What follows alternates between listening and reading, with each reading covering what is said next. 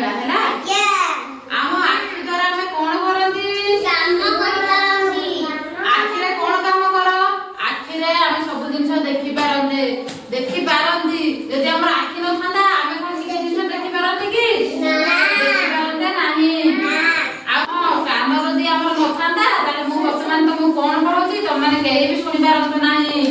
କାନ ଦ୍ୱାରା ଆମେ ସବୁ କଥା ଶୁଣିପାରନ୍ତି। ମନେ ରହିଲା? ଆଉ ପାଟି ଦ୍ୱାରା ଆମେ କଣ କରନ୍ତି? ଖାଇପାରନ୍ତି।